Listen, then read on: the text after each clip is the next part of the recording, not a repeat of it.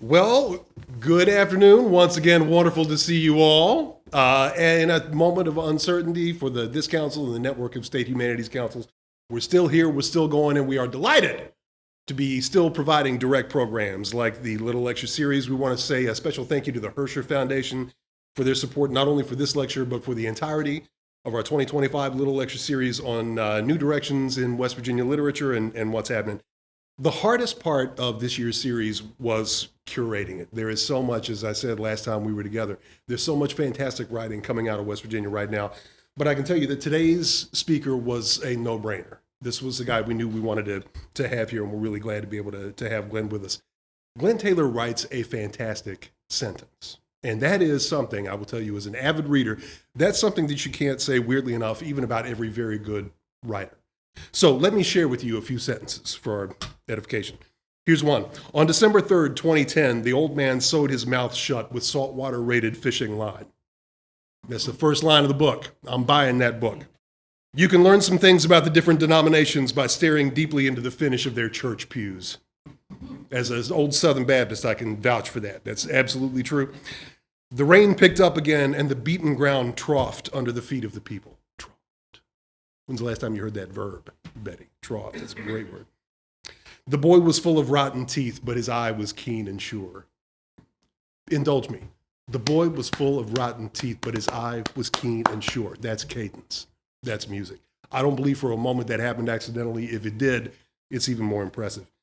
And the last sentence, remembering is merciful work. And isn't that true? There are writers I love because I love the way they write sentences. Kurt Vonnegut is one of those for me, Louise Erdrich, James Baldwin, and I also love Glenn Taylor's writing on the level of the sentence. He writes a hell of a sentence. He's the author of 4 novels, The Ballad of Trenchmouth Taggart, which was a finalist for the National Book Critics Circle Award, The Marrowbone Marble Company, A Hanging at Cinder Bottom, and The Songs of Betty Baach, which won the Juniper Prize for Fiction, and which I recommend to you unreservedly. That's a really, really fantastic novel. All of them take place in a very real and a very recognizable world, of which West Virginia is a very real and recognizable part. But they also take place across space and time and memory and music and mercy and all the other good things. Glenn Taylor's writing is some of the strangest writing coming out of West Virginia right now, and I mean that in the best possible way. That is a huge encomium coming from me, from my standpoint.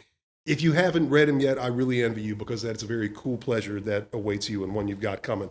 Born and raised in Huntington, Glenn now lives in Morgantown with his family and is at work as a full-time writer. We're very happy to say, still going just like us, still moving, still going forward, still going forward, still going forward. Please make welcome Glenn Taylor, ladies and gentlemen. Glenn Taylor. It's incredible. Wow, thank you all so much. And thank you, Eric. That was beautiful. He's got a hell of a voice, doesn't he? I think I want to hear him read my sentences all damn day today. They sounded really good coming from you. No, I appreciate it. And, let me take a moment, not just to thank Eric, but to thank the West Virginia Humanities Council for having me. And I was trying to remember, I was first invited and did give a talk here many years ago for the Little Lecture Series. But I have to admit, I can't remember exactly what year it was. Certainly, it wasn't long after my family and I had moved back to West Virginia, which was in 2011. Before that, we were in Chicago. I was teaching at a community college in northwest suburban Chicago. But, when we moved back in 2011, we had not lived here in 18 years. Full time, I wasn't living permanently in the state since I was 18 years old. So I'd been gone 18 years. But needless to say, as Eric mentioned, we're still here 14 years later after moving back. And I might say more on that topic a little later about still being here and what the difference is between 2011 and 2025. But maybe we'll leave that for the Q&A if we have time. But back to thank yous, because as Eric pointed out, we are living in a moment when thanking the good folks at the Humanities Council is more important than ever, of course. Since, as you all know, due to federally mandated cuts to the National Endowment for the Humanities, we shouldn't really be sitting in this room together today. But here we are. You can't keep good West Virginians down, can you? So, thank you to all the staff for the work you do, and a special thank you to Kyle Warmack for reaching out. I really appreciate it and honored to be here. And as I mentioned a minute ago, I really want to thank all of you for coming out, especially on a beautiful day when you could be outside. I'll try not to prattle on too long so you can get out there. And then, make yourself a note if you haven't already done so to communicate with your congressional representative that you're mad as hell about the cuts and you won't shut up about it. And if you are able, please do make a financial gift to the Humanities Council. And most importantly, get out and talk to people in your communities about how much the arts mean to you and get involved in the myriad of ways people are now finding to express our displeasure at the state of things. I was talking a little bit about that with a friend just a moment ago in the other room. So again, maybe if there's time later, we can get into some of that too. Now, as to the state of things in my own work, what I will discuss here today will inevitably be a hodgepodge of colorful meanderings. I appreciate the strange comment. I take that as a great honor too. But it'll be a hodgepodge of colorful meanderings through the people and places of my 4 West Virginia novels. I'll try to make you laugh a little if I can. I'll try to move you in some way, maybe educate or enlighten a little, and certainly I do aim to inspire a sense of community fellowship rooted in place, a fellowship that could spark a little action in order that our particular place here in Appalachia might continue to exist in a way we recognize and love. My mom was born and raised in Fairmont, my dad in Matewan in Mingo County. And about those Matewan roots, I'll say this. My grandma Lena, before she married my grandfather, Maurice Glenn Taylor I, was Lena Chambers, niece of Reese Chambers, acquitted defendant in the trial following what is commonly known as the Matewan Massacre. And she was cousin of Ed Chambers, who was shot and killed in broad daylight alongside Sid Hatfield on the Welch County Courthouse steps in McDowell County. Now I, as Eric said, was born and raised a long way from all of that in Huntington, West Virginia. So inevitably, Huntington and all the places I just mentioned and their wildly interesting residents turn up in some form across all of my novels. I had the benefit of visiting my grandparents in Matewan often as a kid and thusly bending my ear to the masterful storytellers there. And though I've had no family there in quite some time, I've gone back with my dad over the years to Matewan, just traveling. It's not far, just right down Route 52. And you can bet that each time I picked up plenty of inspiration and dialogue for my fictional worlds. It came to me in the realest of ways because my dad would just drive us up to somebody's home, unannounced, of course. And they'd say, well, come on in and sit and visit a while. And they'd offer us food and drink, most often coffee and tea, but at least once moonshine. And they'd offer us pimento cheese, ham salad. If we were lucky, maybe leftover fried chicken. And I'd get to listen to the likes of, just for one example, Miss Ventuary. She was probably 92 the last time we visited her in Red Jacket. She was a former school teacher like my grandma Lena, and she was just a truly lovely person who died at 95, and whose name I never saw the spelling of until her obituary. So bear with me a moment here. For years, I'd heard of the Ventuaries from my dad, and like you're probably doing right now, my mind formed the name, Vintuary. But of course, in reality, it was Vinciguerra, Vinciguerra. But in Matewan, of course, it was Ventuary, just as Betty Baach, anyplace else, was Betty Baach. That was actually my wife's ancestors are from Kermit, and her great-great-grandfather was Isaiah Lee Baach, B-A-A-C-H. So yes, Miss Ventuary. And of course, Vinciguerra means victor in war in Italian, because Miss Ventuary, like so many others, had married a man who'd immigrated to the coal fields for work. That's what you did. You fell in love and you got married. Another of our favorites to visit was Eddie Nenny, whose grandfather, Tillio Nenny, had been a cobbler and made his living repairing the boots of miners. The Nennys owned Matewan's General Store, and Eddie played the hell out of the saxophone, and he also spoke with amazing speed, saying things like this to my dad when reminiscing on another man who was no longer around. And inevitably, as I said, this dialogue ends up in my books. I can still remember it right out in front of his store. And he said, "You remember him, Maury? That man ate a dozen eggs every morning of his life." Just little things like that I love. I can't get it. Or my dad might take me by to visit Johnny Fullen, who some of you may have read about in a recent issue of Golden Seal. Those of you who get Golden Seal, there was a nice feature about Johnny, who died not too long ago. And my dad was interviewed for that. But Johnny, at the time, I was probably about 12, 13 at this visit.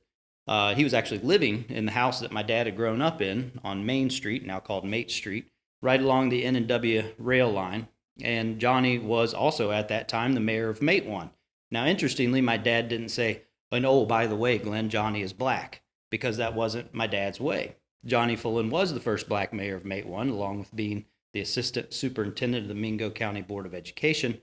But my dad always just left it to me to ask questions after visiting such folks, or more pointedly, to piece together that Johnny was the little brother of my dad's childhood friend, David Brown, who I grew up hearing about, whose father, John Brown, owned a dry cleaners.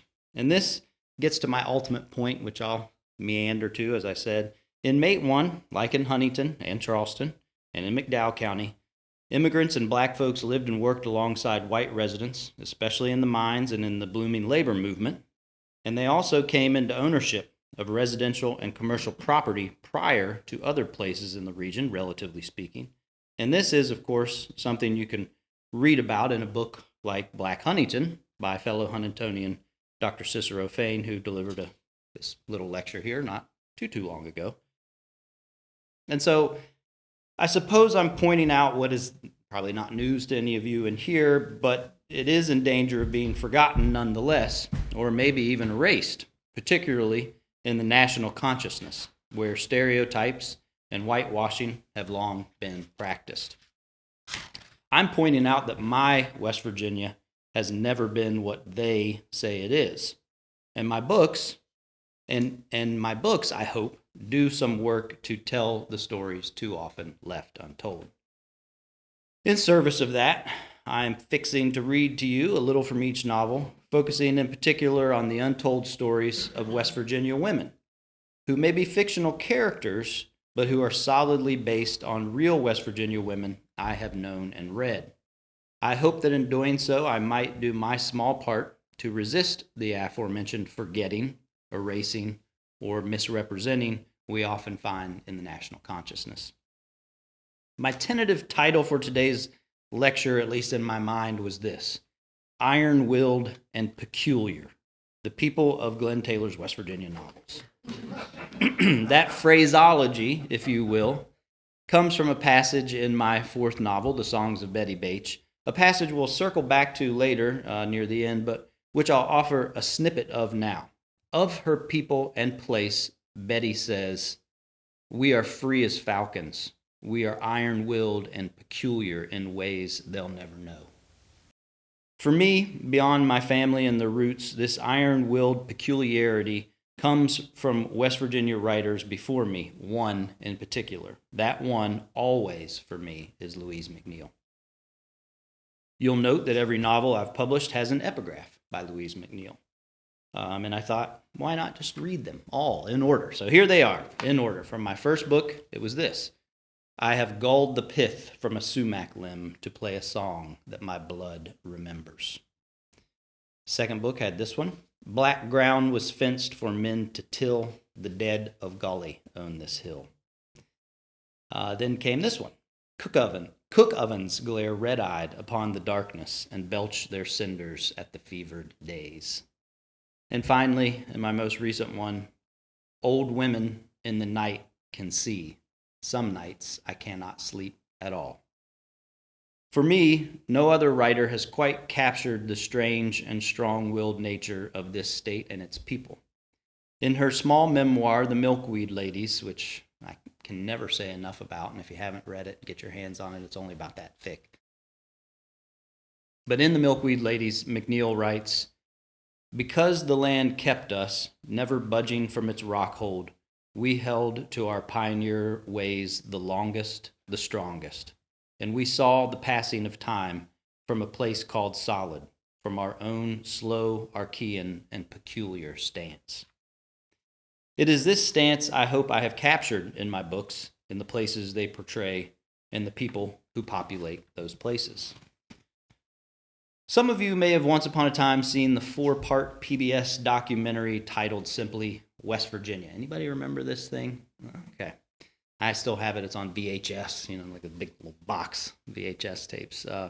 It was all-encompassing and long, and it was narrated by Richard Thomas, he of the Waltons fame. Night John Boy, you all remember Night John Boy?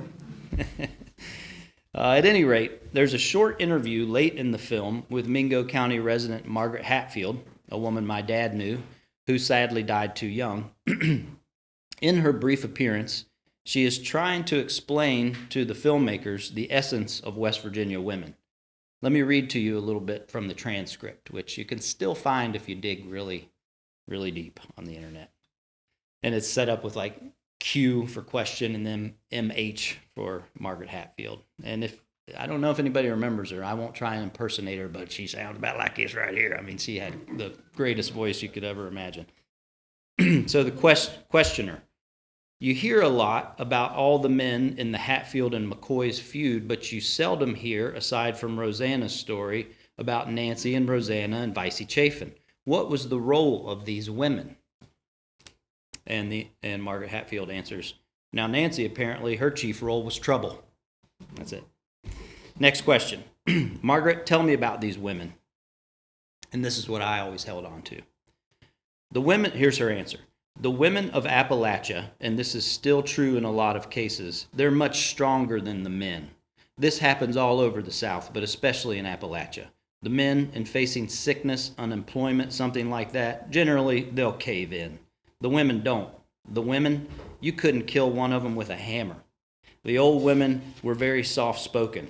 They appeared to be subservient, but you didn't have to be around them very long until you found out who crowed and who laid the eggs. You knew who ran that place. So many of them were natural-born ladies. These women, they didn't survive, they prevailed. They prevailed against horrible conditions. An awful lot of them died in childbirth. An awful lot of them died, lost babies to ailments that $1's worth of medicine would have cured. As I said, they not only survived, they prevailed. There's an old lady up here that sent about 5 kids to college digging ginseng. She says 2 things that always stuck with me since I first saw the documentary way back in the late 90s, and they stuck with me for the simple reason that in my experience, they rang true. First, she said, plainly and economically, the women, you couldn't kill one of them with a hammer. And secondly, highlighting perhaps a more intricate characteristic, she said the line that gave you all a chuckle about they appeared to be subservient, but you didn't have to be around them very long until you found out who crowed and who laid the eggs. Talk about cadence. Her phrases, her parts of speech to my ear, they were just so real and beautiful, like the best poetry, people's poetry. And I heard in her voice the voice of my Grandma Lena and my Aunt Linda and so many strong women I'd known and would come to know. And inevitably, those voices, at different concentrations across different books, found their way into my fiction. First and foremost came the widowed Dorset in the Ballad of Trenchmouth Taggart. So if you'll permit me, what I'm going to do is just read a little bit from each book to give you an idea of how these voices found their way in. So here in chapter 1, we meet her. The widow Dorset was 31 years old, a tall, dark-haired woman, strong-boned and plain. She had a 3-year-old girl living with her. The girl's name was Clarissa, and she had come to own a Dorset by way of a raped teenager who could not handle her situation and was running off to Charleston to get cityfied. Ona Dorset had lost her husband in a mine cave-in 1899. She'd never been able to reproduce. She'd spent her days tutoring children on how to read and write. That, and she helped her husband tend his moonshine still. When he was gone, she did less tutoring, more moonshining, and baby Clarissa was a welcome presence in her home. The home was modest, if not hazardous. A pioneer farmer had built it without the advantages of a permanent settler's dwelling. This was a cabin of unhewn logs. Its mass of cracks was filled and refilled with grass and mud. The roof was clapboard. The cook stove kept the space warm, and the fireplace sent smoke up and out through a cat-and-clay chimney hand-laid with stones. It was here that early Taggart would grow into a boy and then into a man. Here with Ona Dorset, a woman who could do most anything, it seemed. a woman whose livelihood was the sale of moonshine, though she used a middleman on small commission, since women moonshiners were not taken seriously. As far as she knew, she was the only woman shiner in the state, and she was certainly the only woman able to ride her dead husband's gelding of 17 hands as if she'd been born equestrian. Ona Dorset had once loped across uneven hill terrain and dropped a black bear on the move as it watched her, unaware that such a sight was possible. She'd lined up her Winchester rifle and sunk a shell in the beating heart of a 300-pound animal, all while posting bareback and calculating trees, distance, the movement of the horse below her. She skinned and filleted the animal, cured as meat. With this, and the meat of deer, turkeys, pheasants, and squirrels, she was able to feed her 2 adopted children. Though she did not particularly enjoy it, she hunted regularly for them and took pride in her efficiency. She could also cure ailments. She made fever-killer drinks from dogwood bark. If rheumatism visited her children, she bathed them in water she collected every year from a stream before sunup on Ash Wednesday. For double rheumatism insurance, she'd turn their shoes upside down before bedtime. For coughs, she had procured a respectable stockpile of Virginia snake root. Hacking coughs meant swallowing the unmistakably bitter bear's foot tea. Inflammation of the chest required horseradish and mustard poultices to aid in breathing, and she could wrap these in such a way as to provide instant mother comfort. Okay, shortly after that, in chapter 2, we see what happens when the widow Dorset is put into a desperate situation. And that desperate situation, I think, is self-explanatory here. So I'll just hop right into it. Ona Dorset sat at her kitchen table on a Saturday night in May of 1903, her pupils gradually rescinding to normal. By lantern light, she read a book called Following the Equator by Mr. Samuel Clemens. It was near 11 o'clock when a knock came at the door. She looked up to the loft where the little ones slept sound, then rose to answer. On her way to the door, she took her Remington double Derringer out of a big empty flour tin. She held it behind her back when she answered. A man stood before her. He was dirty, his clothes nearly worn past their life expectancy, all tears and patches. Ona's dress and the fabrics she put on her children were not without flaw, nor were they contemporary, but this man was something else. His beard had last been shaved 2 weeks on the right side, a month on the left. When he smiled, there were cigar-wrapped pieces the size of cockroaches in his yellow teeth. "How do, missus?" he said. "What can I do for you?" Ona said softly. The man looked behind her into the house. His eyes rolled left, right, up, and down like he wanted to gain his bearings but would never remember them. A habit of the sharp-eyed gone sour. "You got your young'uns up there in the loft, I reckon?" From where he stood outside, he looked up to where he couldn't see. "What can I do for you?"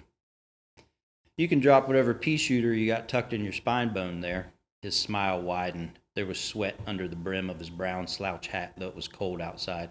"Just put it off on yonder floor there. I ain't looking to take it from you," he said. Ona pulled the gun out to her side, feigned dropping it for a second before she swung it around to his neck. He caught her wrist with his left hand before she reached his shoulder. She did not fire. The man reared back and slammed his forehead against the bridge of her nose. Bone crunched like thin cornstalk. Ona hit the floorboards. While the man regarded the pistol and rubbed at his forehead, she fought blackness and the little popping stars that broke through it. He was repositioning his hat when she got most of her sight back and pulled a stag-handle knife from her felt-button boots. She came up off the floor like the serpent strike and had the 8-inch blade buried in his neck before he could discern the occurrence. She was silent as she pulled and pushed the handle made of deer antler, maneuvered it so that it nearly went in one side and came out the other. His knees never gave. He stood there, gun dropped to the floor, one arm limp at his side and the other touching his neck and the thing piercing it like a kebab. He gurgled a little, said something to her that she couldn't quite get. He was only 1 foot inside the door when she put her boot sole against his stomach and forced him backwards onto the dirt. She put the pistol back in the flour container, took a belt off the house jar, and went outside. She stood over the man, dead now, a wide stream of blood traversing down the incline beneath his head. She said nothing, though she had an unexplainable urge to spit in his eyes. Instead, she went around back and got the shovel. Ona lashed heavy rope around the mule she had to smack to make move. The other end wrapped the base of the outhouse. The mule, called Beechnut, strained his old nicked haunches and pulled the outhouse a good 6 feet away from its designation over the hole. Ona told him, "Good boy." The hole was half filled, 2 months' worth of shit and piss. The widow had her work cut out. Widen it by 4 feet, deepen it by 3. She began digging the man's grave. It was just the time of spring when the earth was finally diggable. And I think I'll stop there for now. We've had a bit. I was going to keep going, but kind of surreal up here reading that. Wrote that quite a few years ago. And so maybe this next sentence that I have in my script here will be good. Now for a change of gears, it says. A brief foray away from the more tall tale aspects of my first book and into perhaps a bit more realism from my second, a novel entitled The Marrowbone Marble Company. Let me say that just a few weeks ago I was in Wheeling giving a talk at the Ohio County Public Library, and this talk was to be about glass, or marble making, for that is part of my second book, and they're currently celebrating the history of glass making up there. So in considering how I'd first become interested in glass, I decided to bring some props with me. Now, I brought a bunch up there, including this big Blinko cowboy hat serving bowl that we got, for a wedding present. I don't know if anybody's ever seen that, but it's like a big Stetson hat that you're expected to put guacamole in. We've never put any food in it. It just kind of sits out. But one of the ones I brought was this. This is one that's kind of most precious to me. So I found this as a kid just down the hill from my home while crawdad hunting in Four Pole Creek. Back then, at probably around 8 years old or so, it was like finding a giant diamond. But in reality, of course, it was cast-off glass from the factory just up the road on 5th Street West. That factory was Owens, Illinois, and it outproduced its counterparts in places like Oakland, California, in terms of products like wide-mouth baby food jars. Its smokestacks ran hard every day when I was a kid. It employed over 1,500 people at one point, but it was, like so many other things in our state, shut down in the years following my departure from Huntington for college. Owens, in my book, became the Mann Glass Company, spelled M-A-N-N, and I will tell you the meaning behind that name. Its origin, if you will. It was my tribute to Opal Mann, a woman who started working on the line at Owens as a selector in 1931, and whose landmark case against the factory for its gender discrimination practices resulted in so much good change in terms of equal rights. In the end, the fight for equal rights is really what the Marrowbone Marble Company is about, and the glass factory, was therefore a logical place to start, as my young protagonist, Loyal Ledford, rises up the ranks there after coming home from combat in World War II, while his black co-worker, Mac Wells, another veteran of the war, does not rise up the ranks. Just as black soldiers returning from Europe and the Pacific did not receive the celebratory welcome, neither did they receive equal employment opportunity, nor an equal shot at housing. But for the purposes of the talk today, there's a character in the book named Lizzie Wells, Mac's wife, and while he is employed at the plant as a janitor, Lizzie works as a selector on the line, much like the real Opal Man. These would be the 2 lowest positions available at the plant, the only jobs black men and women were even considered for, and their realities were not pretty. In this way, I hope that my work in Marrowbone reflects not only the strength and fortitude of West Virginia women, but also the stark reality in which they have survived and prevailed. So, just a very brief passage from the Marrowbone Marble Company, this one featuring the aforementioned Lizzie Wells. September 1948. Selecting was bad work. It was liable to strain the eyes, watching all those little glass jars come by on the belt, and it was loud, always loud. Lizzie Wells, like all the other women on the lair, sometimes found her eyes jumping left to right long after work was done. She checked her wristwatch, almost 6 a.m. She reached down and discarded a faulty medicine dropper. Across the room, Fay had a sneezing fit. She was the oily-haired one everybody said was crazy. When her sneezing subsided, Fay stood still for a moment, shoulders sagged. Lizzie noticed the tag at her collar was up, a little white square at the base of her neck. Then Fay shot out her arm and picked up a misshapen baby food jar. She reared back and threw it across the room. A couple women ducked the shattering ricochet. "Nobody can't do this kind of thing for 50 cents an hour," Fay hollered. "No man would stand for it." Somebody told her to shut her mouth. Otherwise, none spoke a word. There was just the metal hum of conveyance. Lizzie took quick glances and otherwise kept her eyes on the belt. A nice woman who was older than the rest patted Fay's back and pushed her along, back to her selecting spot. The shattered baby food jar lay in a scatter at the far end of the room. Lizzie took note of its jagged condition, pictured Mac and his old duties, sweeping it into a dustpan. At least he'd had security then, she'd thought. Word was, the new owners were looking to lay off anyone they saw fit. A greed had come over the upper offices of Man Glass, just as it had come over the rest of the white world. It was a greed Lizzie's father had foretold. Always, he had told her, after a time of hardship or war, the white man will seize the opportunity to reestablish his place on the throne.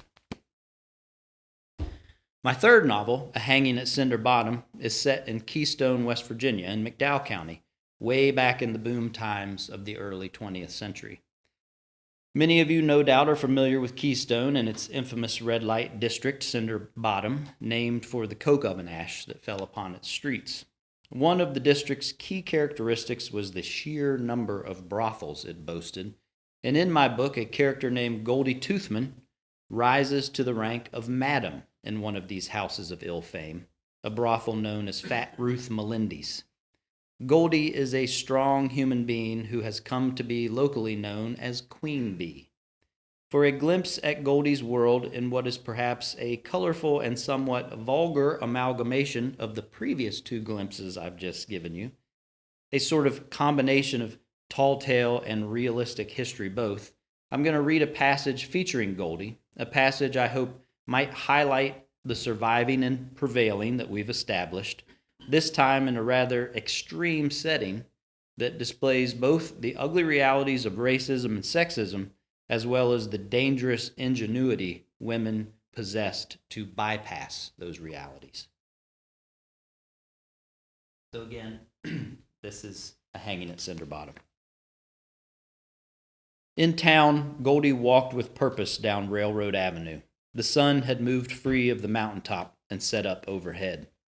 Two men who looked to be railroad brass stepped into the alleyway, their stiff hat brims pulled low, heads tucked. She knew what they were looking for. In a patch of dirt next to the Union Political and Social Club, a black dog was rope-tied to a chunk of brick chimney. It was a sizable ruin, big as a rich man's grave marker. The chimney had toppled in a fire the year before and was left in pieces where it fell. The dog's tongue moved forward and back as if on a timer. It whined with each pant. There was not a water bowl or a puddle of rainwater to be found, nor was there an inch of shade, as every tree in downtown Keystone had long since met its end, some by fire, some by flood, and some by tooth of saw. Goldie freed the rough length of rope from the brick's sharp red edge and pulled the skinny dog across the dirt. When she stepped inside the heavy door of the bar room, nobody paid much mind. There was a card game in the corner where men mumbled low and angry. A girl no more than 14 sat on the lap of a bearded man whose eyes were nearly shut and whose hands hung dead at his sides. "Which one of you does this animal belong to?" Goldie shouted. All gave attention, save the half-conscious drunk with the two young whore on his knee. Chief Rutherford sat on a stool at the end of the long bar. He'd taken off his gun belt and hung it on the stool next to him. He ate his customary noon plate of pickled eggs prepared by Taffy Reed. "That's my dog," he said. He stumbled when he stepped off his stool. He wiped his hands on his shirt and walked slow toward where she stood by the door. When he was close enough, Goldie said, "He had neither water nor shade out there in the yard." Rutherford snorted away the drip on his lip and smiled. "Well, I reckon he don't mind long as a peach like you wanders by to save him." He looked her up and down and shook his head in slow disbelief that a woman so beautiful could still be stuck in the bowel of McDowell. "Matter of fact," he went on, "I believe when I put him out there on that rock, I was setting bait for the likes of you." Like every man in Keystone, Rutherford wanted more than anything the privilege of bedding Queen Bee, no matter the cost. She smiled back at him. Taffy Reed was tending bar, a habitual vocation in service of his daddy's customers, the most frequent of whom was Taffy's other boss, Rutherford. Taffy knew Goldie well enough to recognize the look she was giving. He watched. Goldie leaned down, put her lips at Rutherford's malformed ear, and whispered, "If I see that dog tied again without water or shade, I'll knot his lead around your tackle sack and throw a pork chop in the road."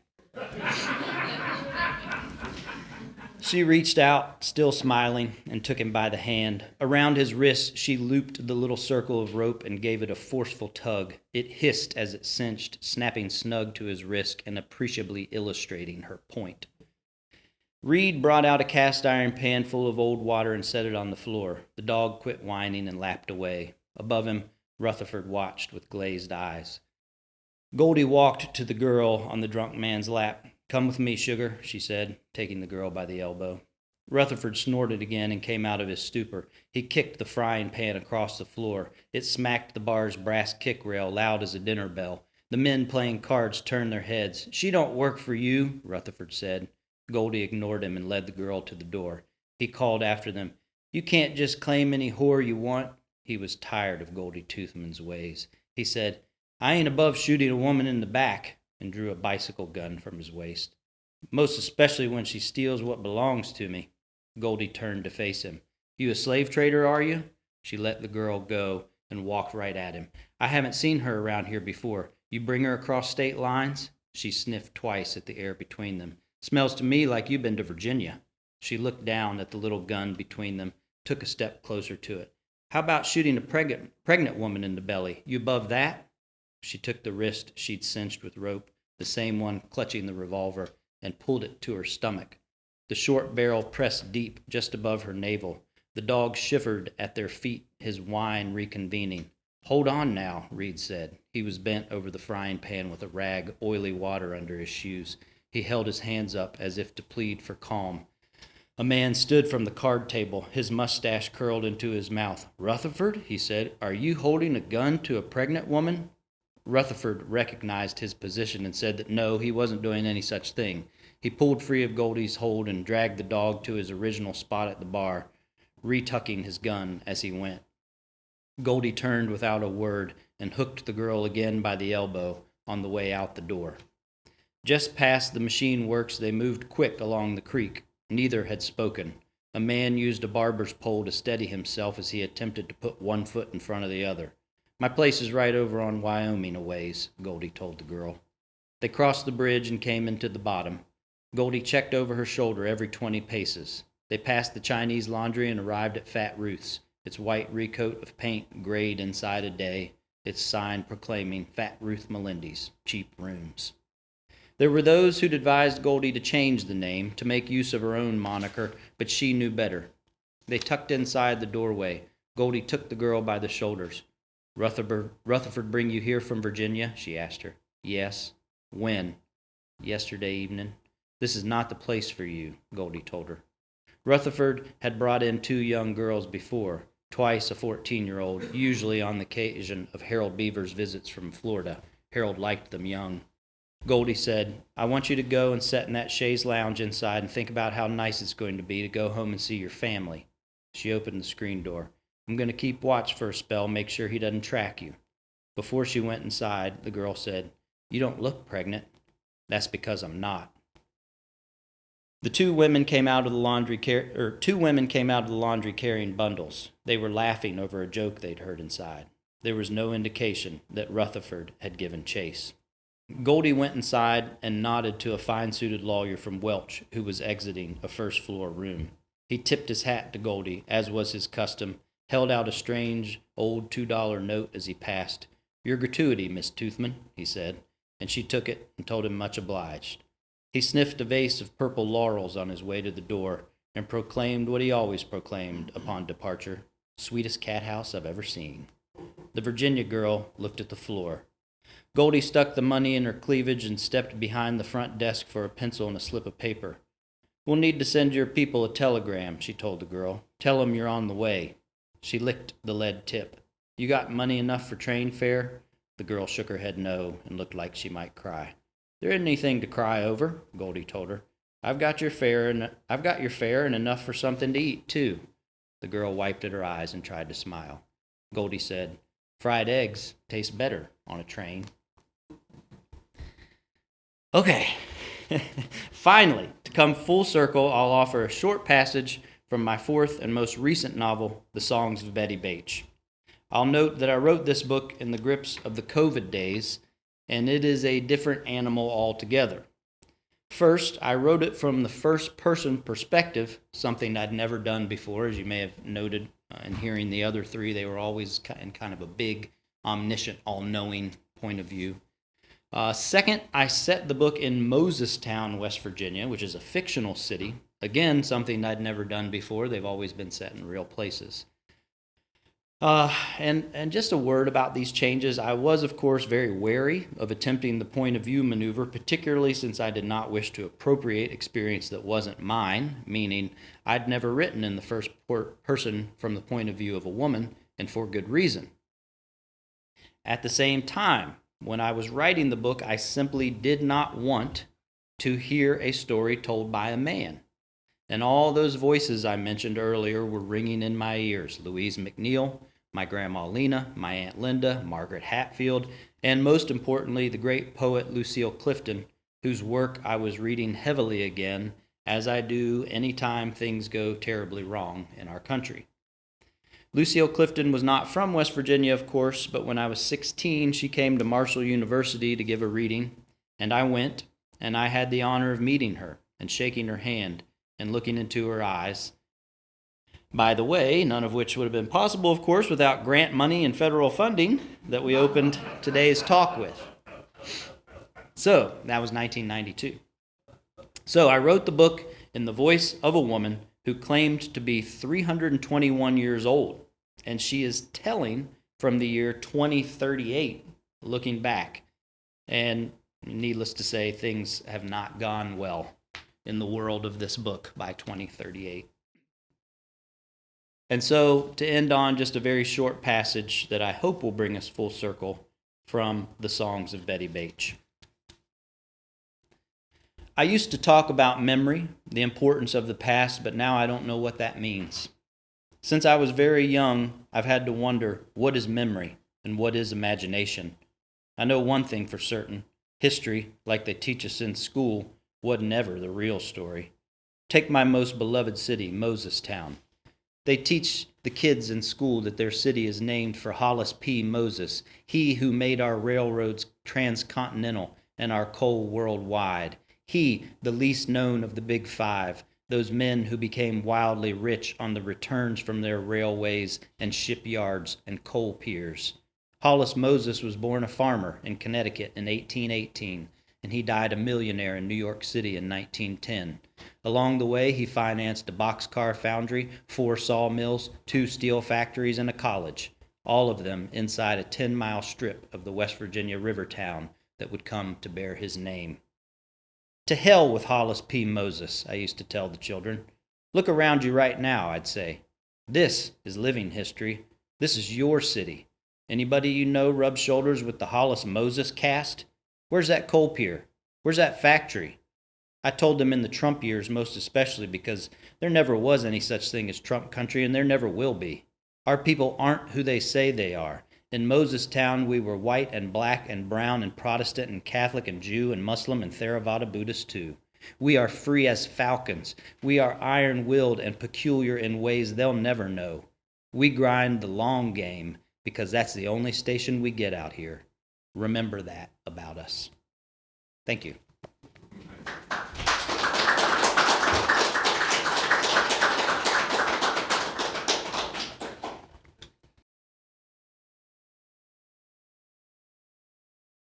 I was very, very lucky in that regard.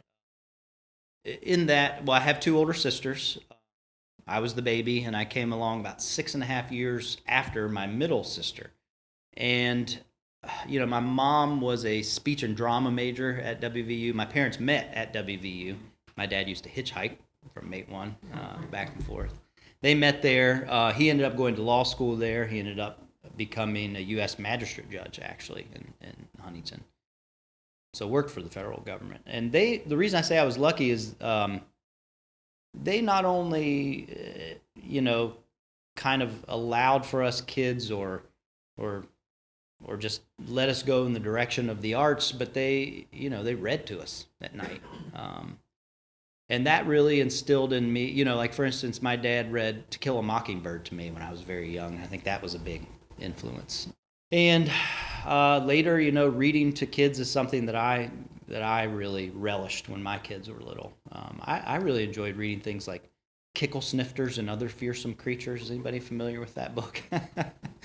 It's a great one. It ended up in a lot of my books. So I guess, you asked what they did. My mom she did act in a lot of local commercials, but she also was volunteer coordinator at the Huntington Museum of Art for a while, and then at Health South Rehabilitation Center for a while. So they were just I was raised in a family of very open and eccentric and interesting folks, and they didn't mind if their children went in those directions.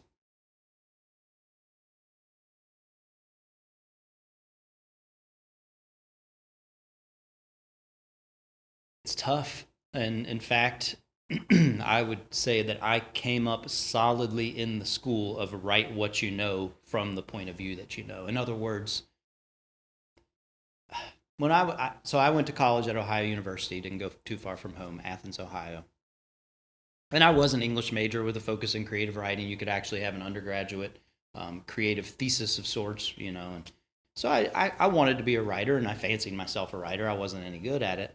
But I didn't even know what an MFA program was, until my senior year of college, and other people in creative writing were telling me about it. And so I ended up doing a 2-year master's degree at OU, and then we moved to Austin, Texas, and I went to school. My wife taught middle school in Austin, and I went south about 30 miles and was in the MFA program at Texas State University. And the reason I bring this up is one of my instructors there was a writer named Dagoberto Gilb. And I don't know if anyone's familiar with Dagoberto's work, but he grew up in East LA and then ended up in El Paso, Texas, and was a high-rise journeyman carpenter for many, many years before he ever wrote a book. And then he had massive success as a writer. And the reason I say I came from the Write What You Know school is that's what he taught us. He had a whole essay in which he said things like, I can't write as a woman, I can't write gay, I can't write as a junkie because I've never been one, and he just listed, and all of his stories were very blue-collar, working-class stories that came very much from his lived experience. And so I spent years writing somewhat in that vein, and I believe in that vein, and I think it's beautiful, and I love his work, to be clear. But somewhere along the way, I mentioned tall tales earlier. I mentioned Kickle Snifters and Other Fearsome Creatures, which is a kind of an amalgamation of Native American mythology with mountain people mythology. I really like mixing shit up, for lack of a better term. I really like not remaining in one school of writing, as it turns out. And so, to more pointedly answer your question, somewhere along the way, when the times we lived in became so absurd, it felt wrong to stay solidly in that tradition of only. So, for instance, when I started writing the Songs of Betty Baach, it wasn't called the Songs of Betty Baach. It was called Lay Me Down in Moses Town, and it was told from the point of view of a character named Remy Knox, who does end up a character in this book, who's basically my demographic, my age, a lot like me. And as I said in my talk, it just didn't feel right. I didn't want to hear it myself, so I thought, why would anybody else want to hear it? It didn't seem like the time to hear from, there's no other way to really say it, a man. I wanted to hear from an old woman. That's who was in my head. And so it was hard, and I didn't really know the answer to your question, but I just did it. And I asked a few people. I asked my sisters. I asked my wife. I asked Ann Pancake, a writer who a lot of you are familiar with, and her partner Caitlin. And they were like, yeah, just try it, And I did, and I loved it right away. I haven't done it again. I've just finished another novel, and it's back to kind of a a third person perspective. So it may be my only time doing that. I'm not sure. But I think at some point I went from worrying about appropriation and about doing it wrong, as a lot of authors have done it wrong, as I think you alluded to quitting worrying about that and realizing that, at least in my case, it's a bit limiting to just continue to write the same old thing from the same old point of view. If you're a white male writer, it can become very limiting to not consider the worlds of others who aren't like you, I believe.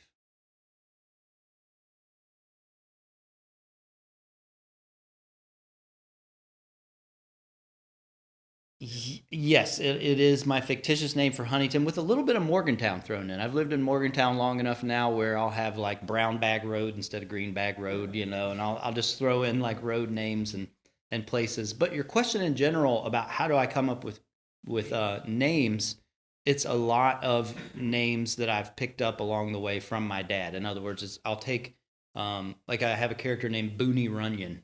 So Booney is the name of an old friend of his, and Runyon's the name of another old friend of his. What's really weird is I had a character in Betty Baach named, oh gosh, I'm blanking on her name now. She owned a print shop. I'm blanking on her name, but when I read it, or when my dad read it, he was like, "Well, I know her. She was a real person." So sometimes they're just in your head, and you don't even realize they're real people. A lot of times they're family names. As I said, Baach was my wife's great-great-grandfather, Isaiah Lee Baach.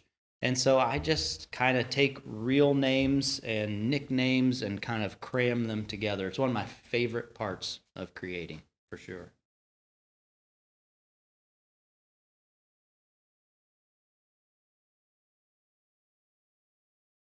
What you said about it changing over time is definitely the case. What Eric said about cadence, I think, is really important because that's the one thing that has not changed. So, for instance, when he was reading some lines, that opening line of Trenchmouth, that one did kind of land. I remember I was sitting in my office at Harper College, this big community college in Chicago, and it just kind of landed in my mind. The old man sewed his mouth shut with saltwater rated fishing line, and I wrote it down. But I didn't really have any idea where I was going. So the other thing that has stayed consistent is definitely no outlining. Now that's different for everyone, and I've taught creative writing long enough to know that some of my students write from rhythm and cadence, others write from an image, others write from an outline, others write from an idea. I've always been the write by ear type, sound type, but there is no right or wrong way. And the reason I say it's evolved is because though those couple of things have stayed consistent, other things have definitely changed. You used to have total silence. That's not the case anymore. I put on instrumental, not a lot of vocals, but I put on music quietly in the background. I even curate playlists to write to. At one point in writing Hanging at Cinder Bottom, I listened to Dark Was the Night, Cold Was the Ground, the old blues song. I mean, that's something like 900 times in a row, just sitting there trying to capture a mood. So I used to have to write in silence, no longer. Music is a big part of my writing now. And in this last book that I just finished, though I will stick to what I said about not outlining, I went against everything I've ever done. And because it's more of a crime type of novel, because it's more of a literary thriller, if you will, I did have to think out the plot a lot more. I've always said, I'm not a plot guy. I just start with the sound and let her rip. But that's not necessarily true anymore. I want to write more than ever a book that people want to read and that they can't put down. And if that means, kind of back to your question, if the absurdity of the times led me to write this crazy ass book, then the frightening nature of the times now are causing me to write a book that has a little more at stake, and that is a page turner in the sense that it's about life and death. It's very it's kind of a vengeance tale, if you will, based on someone having to protect their family from the bad guys. And in writing that kind of book, I felt I did have to outline more. I did have to know where it was going. I did have to know things like plot twists, etc., which I never really thought of in my own process before.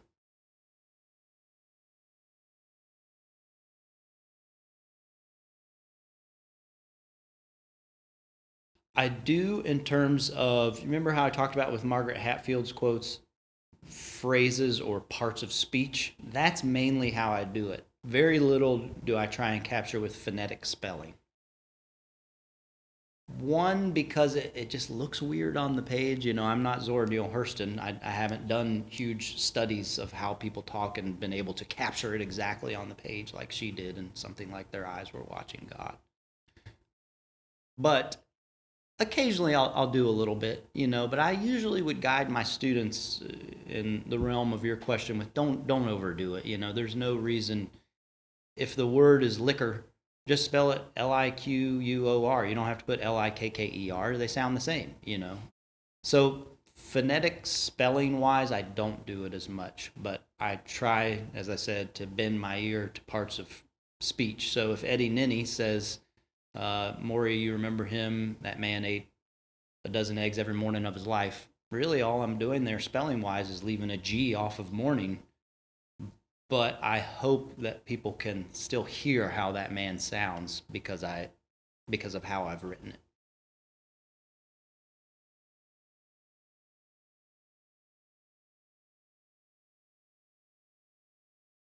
Great question. Oh, you know, I feel about Huntington the way a lot of people probably feel about their hometowns. But having lived a lot of other places, and even just living in north central West Virginia now, you realize that folks don't really know or appreciate what kind of place a city like Huntington was, and even is in a sense, much like Charleston. You know, when you have the Ohio River or you have the Kanawha River coming through, and you have, you know, when I drive my kids on the far east side of Huntington now, if we're going to go to Cookout Drive-Through or something, you know, I'm talking past Joan Edwards Stadium on Fifth Avenue. They're like, boy, this is a weird part of town because it's just empty fields. And I'm like, well, that would have been a boxcar foundry. That would have been an ink factory. This, you know, and so mainly what I have found is that when I grew up there, it was nice to be able to go to Four Pole Creek and find things like this, but at the same time, I could walk downtown and go to a movie at the Keith Albee Theater.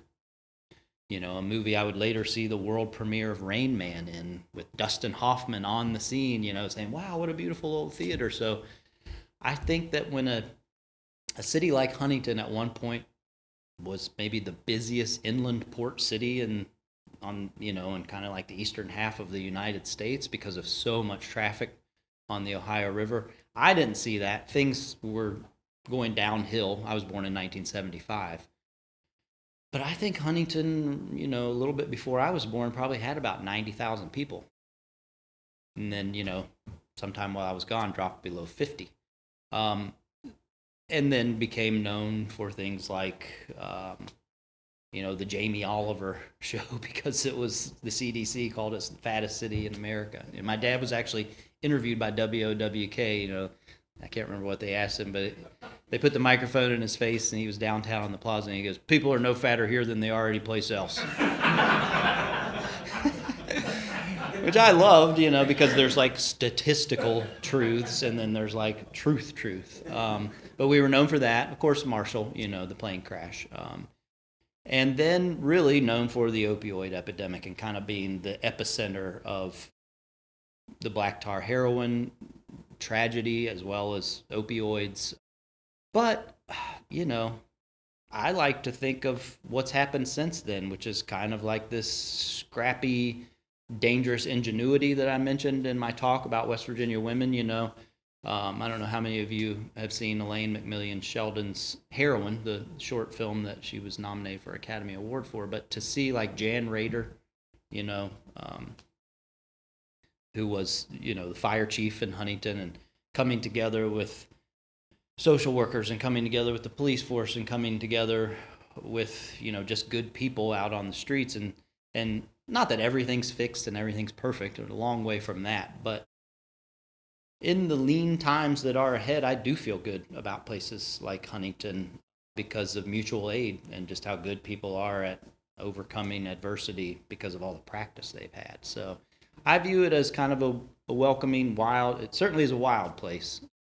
You know, when I got married in 1999, all these suburban Ohio buddies came to Huntington for the first time, and my dad sure had a talk with them before we went out for the bachelor party that night. You know, like, now boys, this is not the town you come from.